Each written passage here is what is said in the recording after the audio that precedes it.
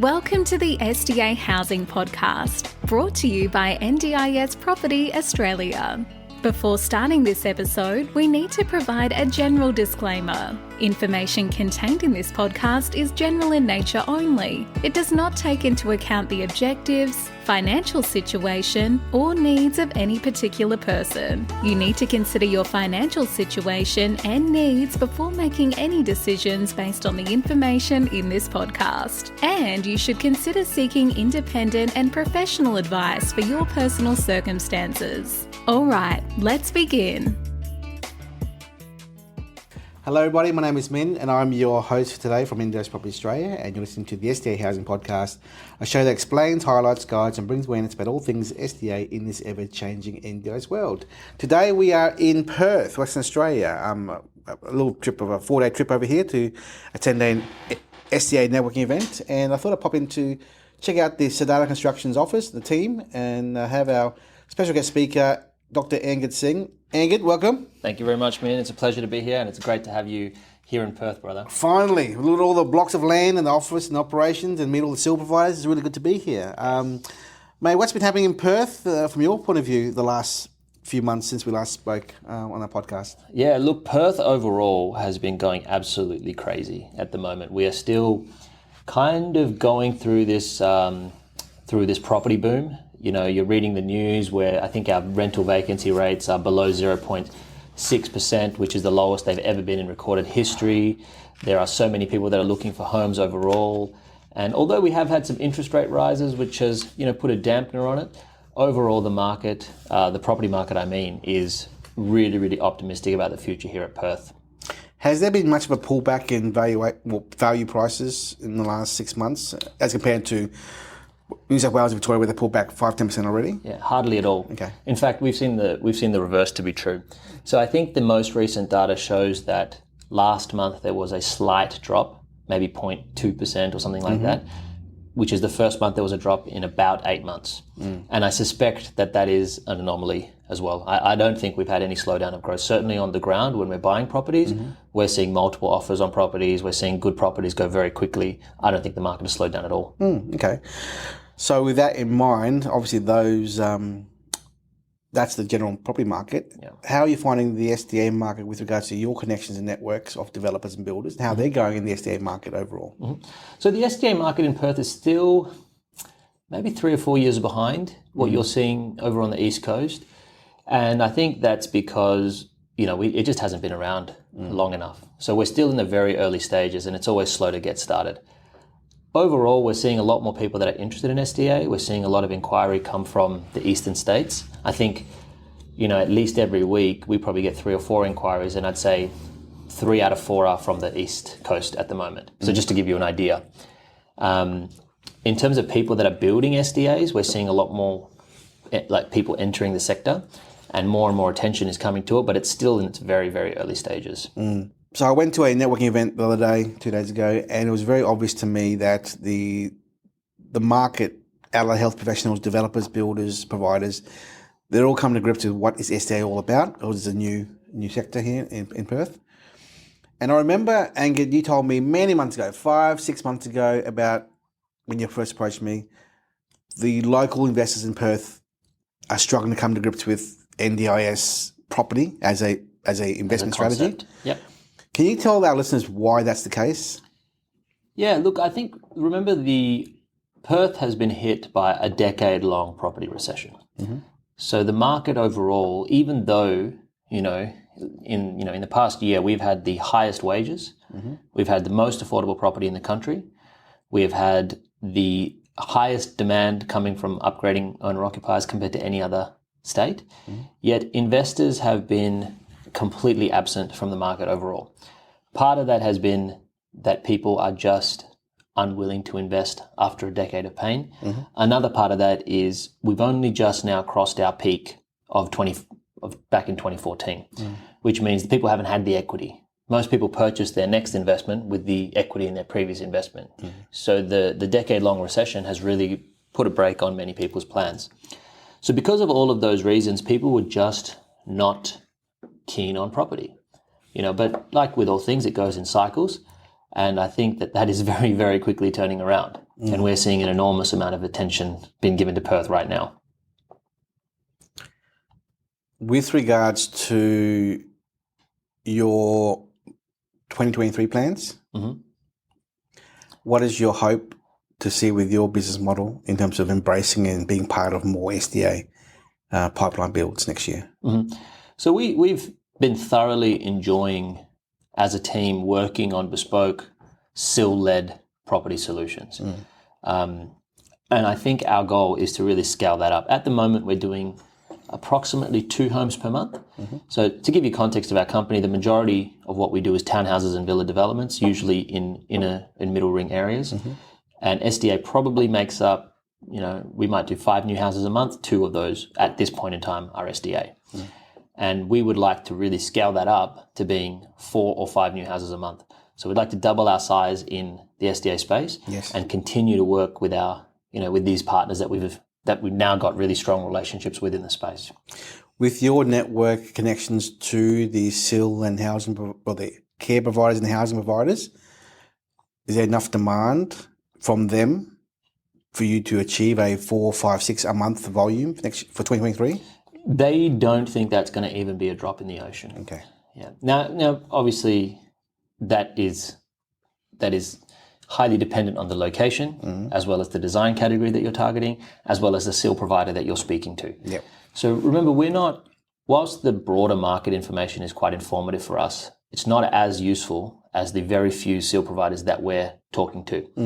Now, what we are hearing on the ground from these SIL providers is that there is a tremendous amount of high physical support stock which is being developed, and they do have some concerns about the saturation that may occur some point in the future with that type of stock, particularly for the single bedroom apartment type of stock. They have an enormous amount of optimism for some of the other categories, especially improved livability, where they're seeing a tremendous amount of demand and almost no supply. So they're really begging for that type of stock, which is what we're developing a lot of at the moment. What we've found working with Sadhana Constructions the last few months is the East Coast investors don't seem to embrace the IL products that we're trying to create and produce because the returns are not strong enough and high enough. And I think you and I should really let the people know here that as a listener or as an investor, potential investor, you shouldn't fall into the same category as these overly optimistic investors out there who think there's an abundance of HPS participants out there. So when you do the numbers, and I'll just break it down a little bit to show you how I've got the numbers here. There's 540,000 participants in Australia who are in the NDIS who are part of the two. Let me rephrase it.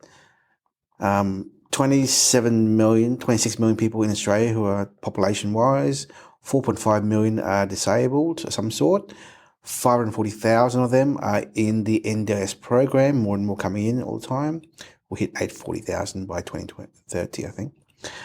Of that 540,000, 19,750 are actually SDA funded. However, only SDA funded as in 7% IL, 10% robust, 10% FA, 10% HPS. Of that 19,700-ish SDA funded people, only 7,000 of them are living in an SDA home. Okay. Now, if you break down the numbers of 70, 10, 10, 10 on the 19,700 population who are SDA funded, that means only 1,970 are actually HPS out of 540,000 people, which means the number of HPS participants who are SDA funded in the NDIS program is 0.00372%. If you add the FAs, fully accessible people, you're looking at 0.00372% as well. So the answer is to get a fully accessible or HPS wheelchair-bound participant who is SDA funded, it is 0.00737% times 2, which is 0.0074%, under 1%. So only 1% of the entire NDS community, sub 1%, is wheelchair bound for SDA funding. So 99% of them are not HPS and FA. So back to what I'm saying here, the purpose of this conversation is IL and robust are 80% of the marketplace in the market. And there's a screaming demand, correct, Angad? Screaming. In Perth for IL and robust. Yeah, I don't think it's just in Perth. I think it's everywhere. Everywhere. Yeah. But we're here in Perth to talk about the Perth market. Yeah. And your providers want to see more ILs and robust. Yes. They don't want to see more HPSs because they see the impending oversupply situation. Yes. Yeah. And they're also seeing a reluctance of developers to pivot into the improved livability space. Yes. So you're right. I mean, I'm not sure if you remember our very first podcast, maybe 5 or 6 months ago. And if any of your listeners have gone back to that episode, I think you asked me what is the number one tip I would give to someone getting started in this space. And that tip was remember who you are serving. And you are serving, at the end of the day, a participant. Your house gets 0 if it is not filled. Yep. And if the market and the providers are telling you that this is where the participants are, and you ignore that advice, then that is at your peril, right? Now, I understand, HPS, you're probably getting anywhere between 15, 17% yields, which can be very, very attractive on a spreadsheet. If it's filled up. If it's filled up, which we're seeing very few fully filled, and even the ones that do get filled take 6, 12, 18 months to get there. And so that is a significant risk that an investor should be comfortable with if they're getting into that space. Whether it's a good idea or not comes down to the individual asset and the risk appetite of the investor. What we are seeing from our SIL providers is that the improved livability offers a lower risk solution with higher participant demand, and overall the gross yield is a lot lower for sure. It's around 12 to 13% is what you can expect from an improved livability. But the risk is so much lower. And so an investor really has to decide, would they rather a 12% with a very low risk return or a 17% that has a much higher risk to be potentially 0? Angad, I have a better way to formulate that statement you just said. Hit me. It should be, would you rather have a 10 or 11% net return for a HPS?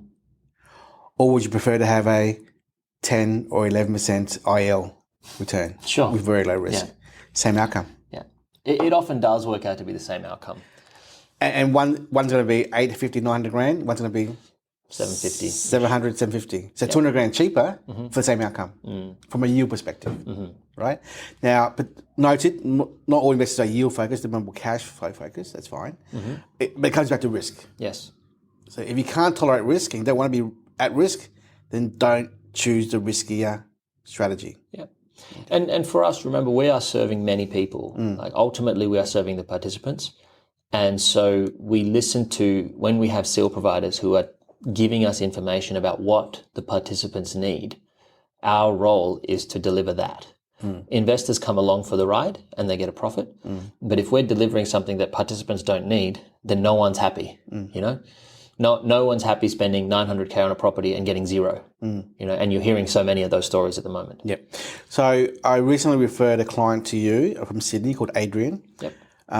He'd been on our books for about 6-7 months now. He said to us, our office, I'll come back to the marketplace to you guys in October when I'm ready financially to proceed. Yep. He's a developer himself, so he was very acutely aware of what's involved with putting the whole package together and the project management behind it all. Yep. Can you please give our listeners a bit of a background as to that transaction, in terms of where it is and what design category and why was it so simple for him to proceed as was presented? Yeah. Oh, look, Adrian has been an absolute dream to work with. And as you said, he's a developer, so he gets it. So with him, when he came to us, I think he had already seen one of the packages that we had available at the time. It was a participant-led improved livability product in the southeast of Perth, about 25 k's with a SIL endorsement and an SDA provider endorsement as well. So from all of the risk metrics, we had done everything that we could do to mitigate that risk. Adrian spoke with us to understand the package and the location and everything else, and he also asked for a private conversation with the SDA provider, which no one has asked me for that, but I think it's a great idea. And so Adrian had a chat with the SDA and SIL provider. They instilled him with confidence that they knew what they were doing. He was happy to proceed with them. And then it was a simple matter of, going through the process and the contracts. He is a developer himself. He's building another house in Perth. I think he's seen many contracts before. Ours was straightforward, well presented, clear, sufficient detail.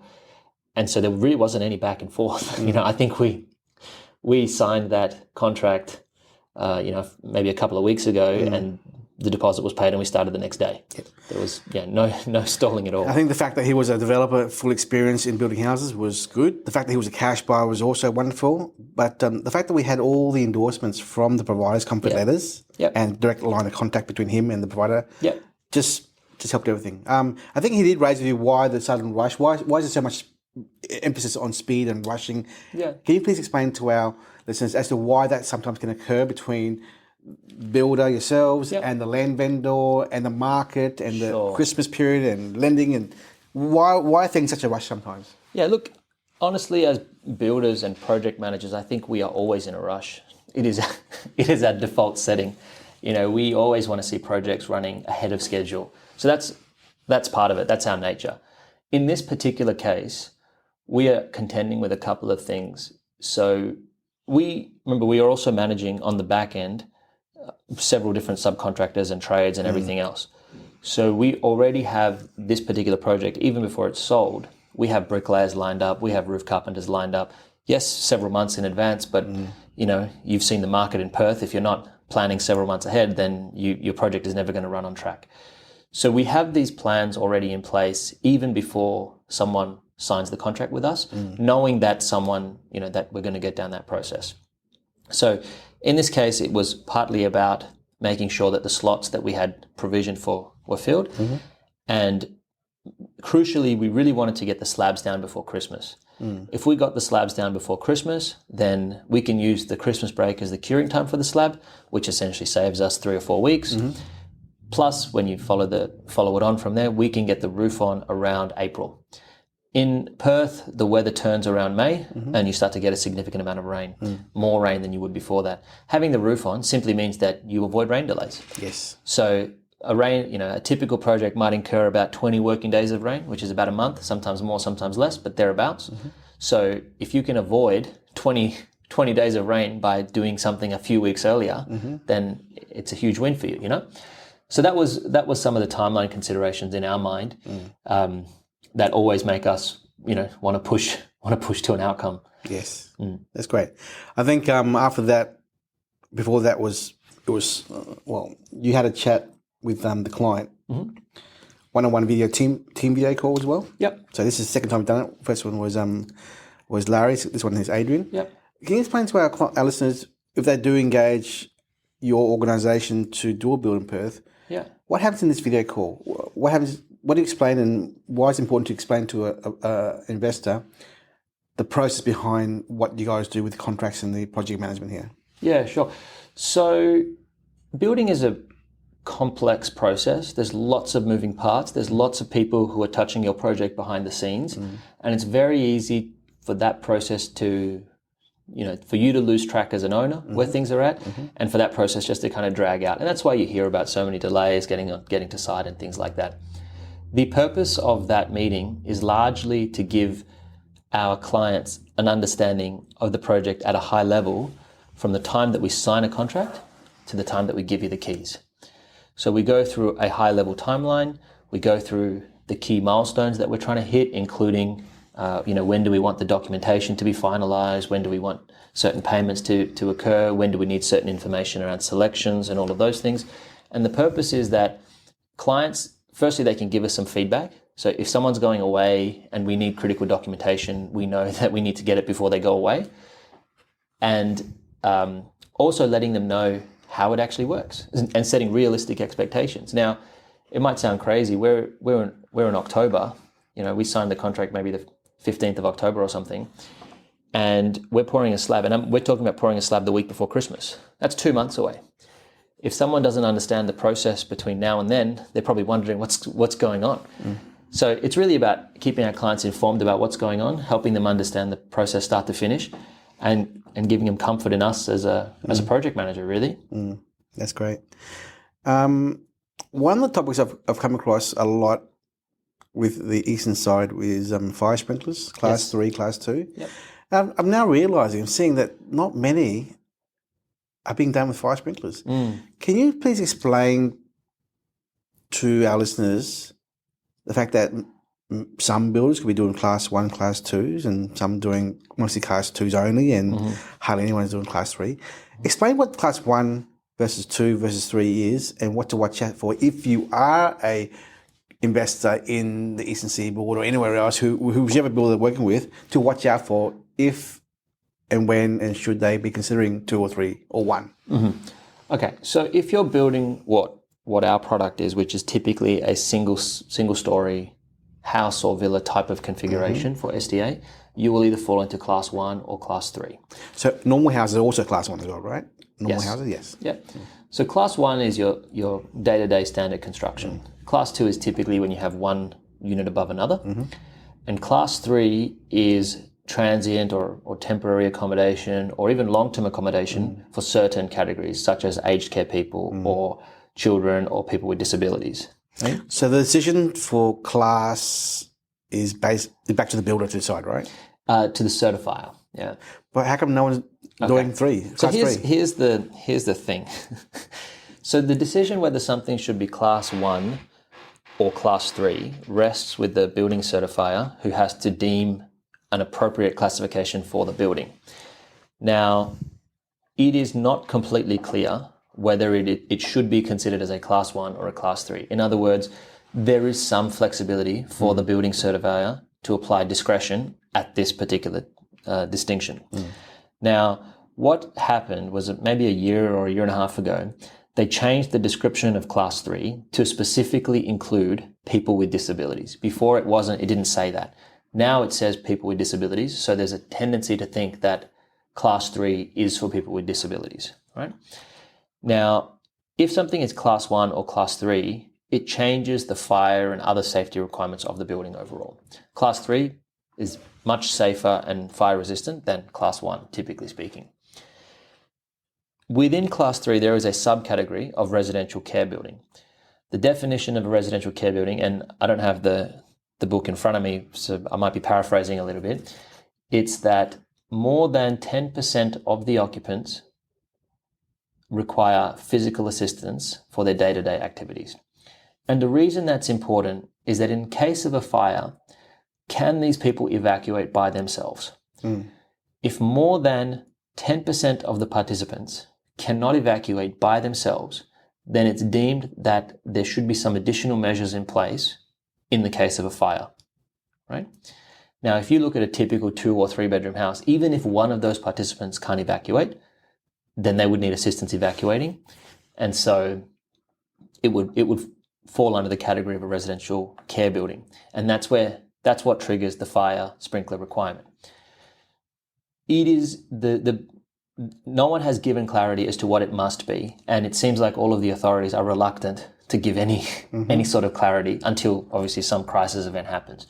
There are some certifiers who are of the view that this is reasonably a class 1 building, and there are other certifiers who are of the view that this is a class 3 building on the basis that it accommodates for people with disability, especially if you are doing high physical support or fully accessible.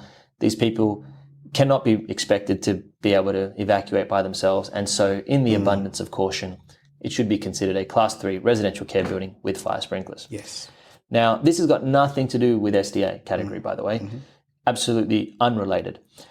So councils will certify whatever you put in front of them.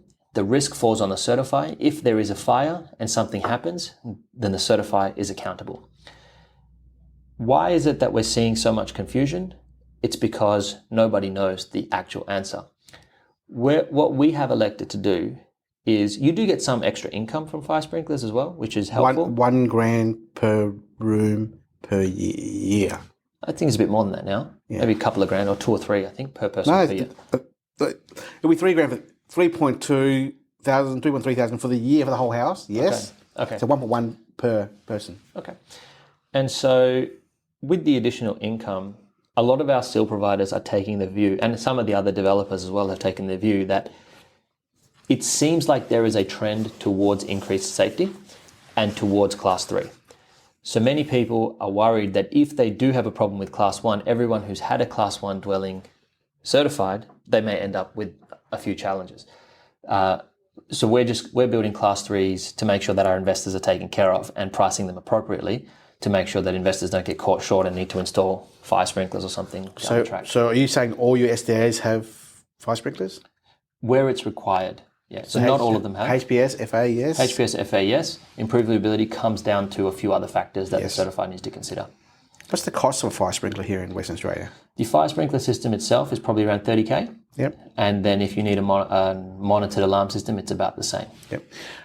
I remember a builder in Gold Coast telling me that it also depends on the water pressure of that site. Yes, that's right. So, which could vary the price. Yes. Is there a big variation in the price? I think when you usually quote these things up, you ask for your fire consultant to go out, do a flow test, and they'll provide you with a breakdown.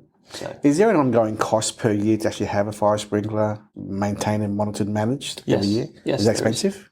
I think it's a few grand every year. What's more expensive is your DFES monitoring, which I think is to the tune of $5,000 a year. What does that mean? They have to monitor your alarm system to make sure that it works. Yep. In Department of Fire and Emergency Services. So you have to install an alarm system in the case of a fire. And I think depending on what your solution for that alarm system is, you can end up spending a bit extra. Okay. Noted. Cool.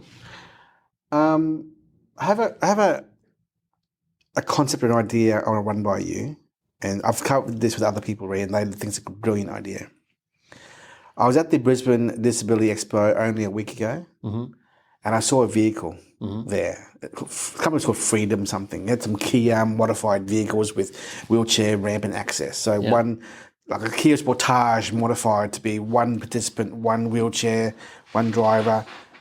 That was $85,000 cost, and a larger version van would be two wheelchairs and two participants. Yeah, that was $90,000.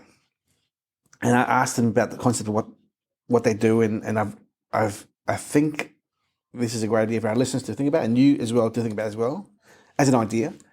That is, this is me as an investor, if I was an investor building a 4-bedroom, 4-bathroom, 2-car HPS in southeast Perth, and I was worried about future-proofing and getting participants in, what would I do to bring support from the SIL provider, the housing provider, and participants to be part of this tenancy and be part of it and fully filling it out at completion or after completion?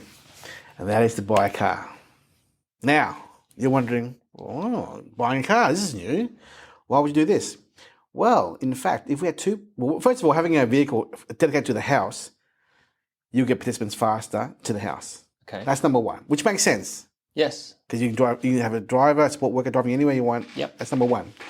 Number two, the NDIA pays funding for transportation costs.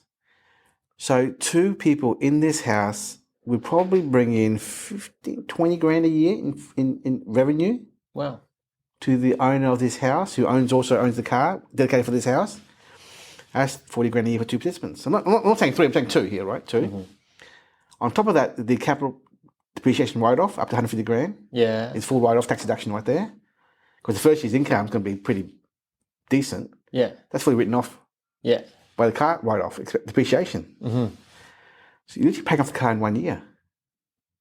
1 year paid off car. 40 grand a year, 10 years is 400 grand income from the car.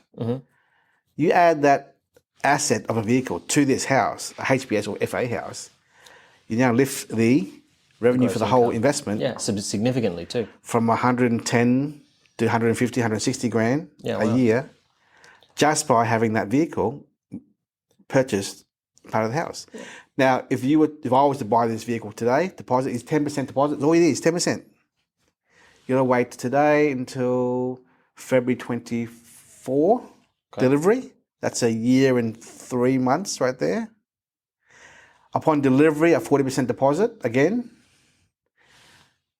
So that gives you 8 weeks of modification. And after that, 50% payment. Okay. That's 100% payment of the car. Well, the house construction is going to be a year and a bit anyway. 6 months maybe. 6, 12 months. Well, Yep. Contracts, finance, settlement, Sure. BA, construction, Christmas, a year-ish. Yep. It falls in line together. Yeah. Wow. So I've spoken to 3 other providers and they all agree this is a brilliant idea. This is how you bring in tenants quickly. This would work for everything. This would work for improved livability as well. There's no reason why, because they have the same funding for transportation and they often engage in other activities as well. Yes. So this is an idea that I come up with. I figured it out myself. And copyrighted it though. I run over them and everything. I was like, this is brilliant. Yeah. So again, back to Perth. Yeah. The ideas, the concept we learned in the East Coast, we bring over to the West Coast here. This is what I want to see people do more of. So it's not just, as you and I have realised now, future-proofing a house, an SDA house, is more space, more individualised, separate living areas, storage space, fire sprinklers, the internet infrastructure, not being Wi-Fi only kind of thing, more sophisticated AT and AI around the house, a vehicle like this. Doing it this way, if you are to go all out and you are, I'm not saying a high risk investor, but you're keen for that high revenue and high yield, do it right and do it this way. Not the bare bones minimum standard HBS, 4-bedroom, 4-bathroom, 1 living area, and then wonder why is it empty. If you're going to do it, you do it right. Yes. So not only do you have the data, the research, and the demand, and the support from participants, but also providers having this kind of future-proofing asset, as well as height adjustment systems as well internally. Yep. You do all that, that will make you a future-proof long-term asset. Wow. And if you do those villas, like 6, 7 villas on sites, that vehicle there for the whole thing, 15, 20 grand per person, it pays, again, it works out well. Yes. So if you don't straddle the development and do 4 or 5 villas in a row, that's it. So, and then we're also working on the East Coast, head leases from a company called One Contract Property, and also a fund manager to take out buyer. So these little things, tweaks we do in the forefront, in the front end of the project creation, will give our investors reassurance and peace of mind to continue with their asset long-term, investment long-term, or get out after 2 years. And these are things that the more we talk about, the more ideas we have, the more resources we put together to make these things happen, it makes it easier for our clients to come into Perth and do what we do. Do what you do, yeah. Yeah. That's a great idea. I'd love to pick your brain about the execution. So many questions. Yes, that's fine. So we'll be interviewing them, the car group, in about 2 weeks' time. And then we have about 30 episodes banked up. I think once they all come through, you understand where we're coming from, because they're all coming out one by one at the moment. Okay. Back to back, yeah. Okay. But the vehicle thing, we're going to go to an accounting firm to look at the numbers and confirm the write-off and look at the revenue from the transportation cost of NDIS. Yep. And identify investors who want to put the money in to buy a vehicle. For example, we have a client called Larry, who's looking at doing 2 council side by sides. I think they are ILs themselves, right? Yeah, they're ours. Again, of course they are. Yeah. Of course, having a vehicle there to support 6 participants. Yeah, that would be insane. I mean, if you're pulling in $120,000 per year by having a car on site, that's phenomenal. And I think I don't know how the seal provider would manage that, but I'm sure in principle they would love the idea. Well, think about it. You have 2 support workers on each site. Yeah. There's also workers coming and going throughout the day. Yes. Cleaner, cook, all of that. Adult health work, driver. The vehicle's there. Yes. So again, don't assume 20 grand per person, of course. Yeah. Let's assume 15 times, maybe only 4 of the 6 will use a car. You don't know who's going in there yet, but it pays off the vehicle straight away. Yeah. So they're also ideas to make it much more better. Yep. And also sometimes, and by the way, provisioning for automation and AT and AI, all that kind of stuff. Do you always, all your builds, are they all waiting for funding from the NDIS? Provisioning for that? Would you ever install AT in advance before? Yeah, definitely. Before funding? Yeah, so we actually, everything is future-proofed in that there are conduits everywhere that you would need them, and you can upgrade to the extent that you would like to. Part of our process is that the investor can have a consultation with our local automation expert. and they can pick their upgrades as they want to. What we're generally finding is that consultation should be towards the end of the build. Agreed. So that the participants have already been identified. Yes. And they can be a bit more bespoke in the solutions that they're offering. Yeah. But all of them are always ready for AT. Yeah. What I've noticed across Australia, Angad, is many builders and developers do not allow for the bespoke upgrade, variations, redesign. Yeah. Because of that, it sort of limits, or not limits, but it sort of inhibits a client investor's ability to make it more bespoke for the market, the community, the participants. Yeah. It's a great thing with the organisation at Sadhana Constructions is because you guys are a bespoke builder developer already. Yeah. That's what we do every day. Yeah, so that's why the suppliers you work with and how you operate internally allows a flexibility for your team to adjust to the market as you identify participants and providers who need certain things. Yeah. And from investors who are more sophisticated and have the money to do different things as well. Yeah. Yeah. So I think that slowly but surely, as we roll out more and more ideas for the next year, for the 2023 year, I don't know when this episode is going to be published. That could be in December or in January. But I think if we can incorporate more of these great ideas for the SDA product that you are creating, you're going to win over a lot more providers to your organisation by having bespoke designs and bespoke solutions. Yeah. Because many other builders out there don't do that. Because you mentioned to me this morning, one of your friends who has another building firm, it's set, you cannot change it. Not change it, yeah. And listen, there are some considerations, right? So we are dealing with multiple moving parts here, and if a change that the client is requesting has an impact on the SDA certification, then we have to be a bit careful with what we allow. But a lot of things like that, assistive tech, colour schemes, no worries. We've got interior designers. You do your consultation, go to the tile shop, select your tiles, they'll make sure that they hit the slip resistance and everything else, and it's all good to go. Anyway, I think that's enough for our generic catch-up. Yeah, man. I should be back at the end of November or early December for a Perth visit. I'm trying to get my platinum status on Virgin. Just fly around the country. Good. Now, the Perth market needs more support from the East Coast. 100%. Because the people here they're not experienced enough in volume and you don't get experience by actually doing. Exactly. And you guys only started a year ago, so you haven't done many at all here. Yeah, and that's why we reached out to you in the first place. And that's what, honestly, that's what set you apart from a lot of the other referral agents that we're talking to, and a lot of the other people who carry stock for this SDA. Is that when we came to you, we started asking you about, hey, listen, we need some support. What is the market asking for? What are the challenges that you're seeing, especially at the back end? Which investors are you seeing that are thriving? Which ones? What have you seen that hasn't worked? So that could help inform our design. So. This whole community, at this point, we're going through a very steep learning curve. It's a learning cliff, you could call it. And we all need to kind of get support from the people who have done there and done it, been there, done that, and bring it into the West. I was having a meeting last night for dinner with Lynn Gabriel from Jazz Corp, SDA Conferences, and I said to her, look, I fly around the country to meet people. I have no interest in doing anything other than networking and meeting people and learning. Yeah. So, if you are a listener talking to someone in wherever you are in Australia, question their motive.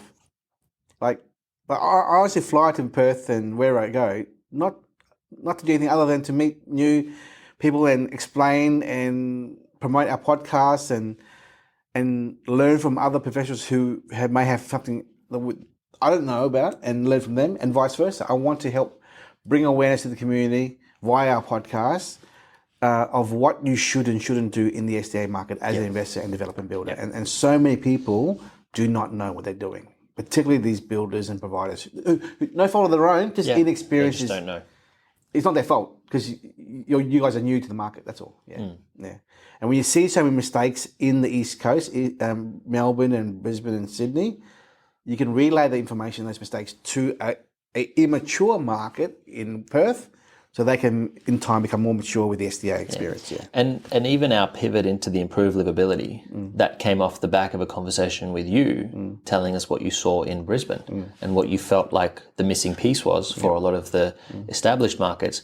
And from that, we had a conversation with a couple of our SIL and SDA providers, and they mirrored the exact same intent. And what they told us was one of the SDA providers, he said that he stopped asking developers this question to develop improved livability because he works with around 20 developers and we're just one of them.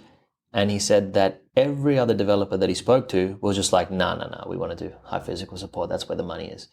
And so he stopped asking us. So when we raised it with him, we said, hey, this is what someone who's very experienced on the East Coast has said as a missing part of the puzzle. They were so on board straight away. They were like, yes, we can fill every improved livability house that you put in front of us, as long as you get the location right and stuff like that. But they were so excited about it. And that comes off the learning of, from the East Coast, really. Yes. So, yeah.